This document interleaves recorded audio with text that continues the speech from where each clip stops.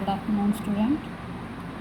आज हम क्लास 6 के लिए जो हाफ ईयरली एग्ज़ाम में आने वाले हैं उन चैप्टरों में से पहले यह चैप्टर अक्षरों का महत्व, जिसके लेखक है गुणाकर मूले, उनके शब्दार्थ और एक क्वेश्चन का वाचन करेंगे।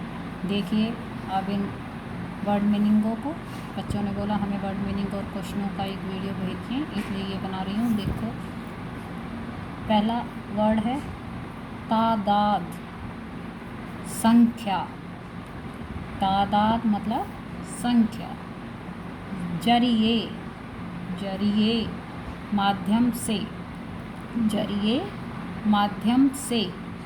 घोतक, प्रतीक या संकेत, प्रतीक या संकेत। मूल, जड़, पेड़ की जड़ जो होती है।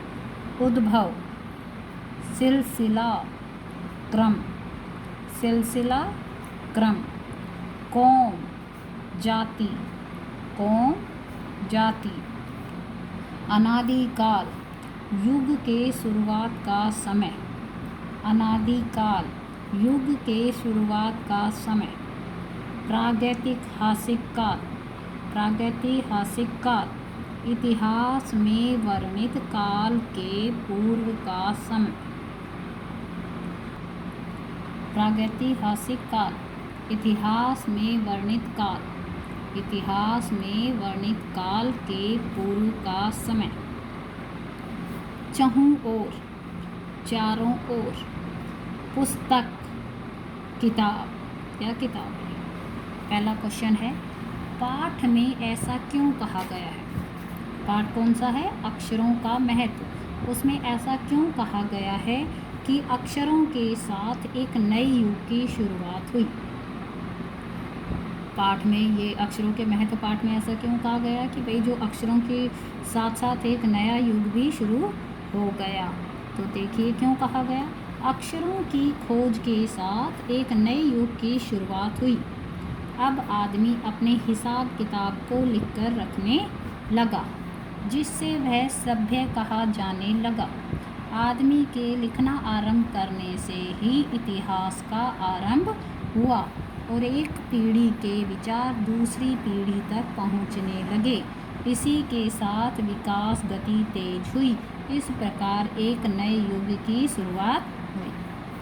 क्या कहता है कि अक्षरों की खोज के साथ एक नया युग शुरू हो गया। अब आदमी क्या करने लगा था, अपना जो हिसाब किताब था उसको लिखने लगा, जिससे वो सिविलाइज्ड यानी सभ्य कहा जाने लगा।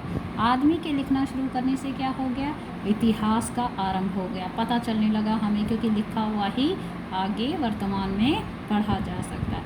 और जो एक पीढ़ी थी उसका विचार हम दूसरी पीढ़ी तक पहुंचने लगे। जो हमारे पूर्वजों ने लिखा वो हम आज भी पढ़ सकते हैं। और इसी के साथ क्या हुआ, जो विकास प्रगति थी वो तेज हो गई, इसलिए एक नई युग की शुरुआत हुई।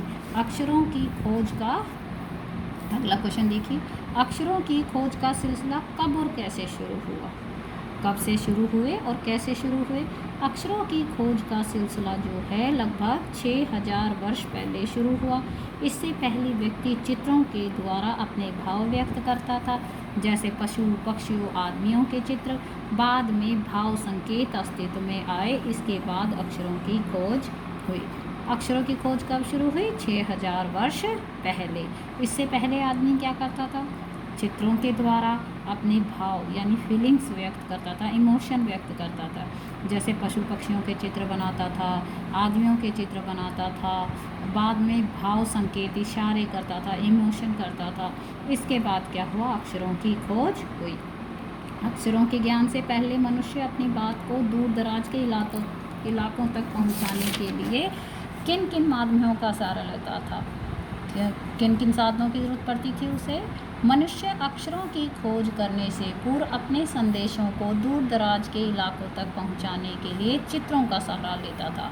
वह पशु पक्षियों आदमियों तथा अन्य वस्तुओं के चित्र बनाकर अपनी बात दूर दूर के इलाकों में पहुंचाता था। बाद में इन चित्रों ने भाव संकेतों का रूप ले लिया और मनुष्य इनके माध्यम से अपनी बात पहुंचाने लगे। मतलब मनुष्यों ने जब अक्षरों की खोज करने से पहले वो अपने संदेश कैसे भेजता था, कौन से माध्यम के द्वारा? दूर दराज के इलाकों में पहुंचाने के लिए चित्रों का सहारा लेता था, पशु पक्षियों का सहारा लेता था, आदमियों का सहारा लेता था। आदमियों के जरिए संदेश भेजता था, पशु पक्षियों के गले में बांधकर संदेश भेजने जाते थे, या अन्य वस्तु के चित्र बनाकर दूसरे इलाकों में भेजे जाते थे।